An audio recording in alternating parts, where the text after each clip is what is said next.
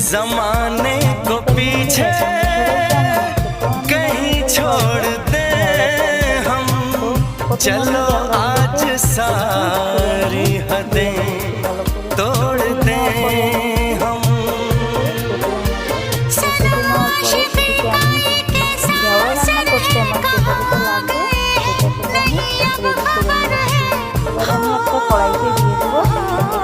सांस तुम बिन अधूरी है, सांस तुम बिन अधूरी है, कि तुमसे प्यार हुआ है, कि तुमसे प्यार हुआ है। आज कहना जरूरी है, आज कहना जरूरी है, कि तुमसे प्यार हुआ है, कि तुमसे प्यार हुआ है।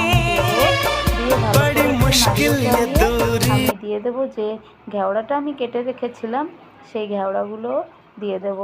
এবার দিয়ে দেওয়ার পরে একটু নাড়িয়ে চাড়িয়ে দিয়ে দেবো আমি স্বাদ মতো লবণ আর একটু হলুদ গুঁড়ো দিয়ে আমি আরেকটু নাড়িয়ে এবার আমি ঢাকা দিয়ে রেখে দেবো কিছুক্ষণের জন্যে।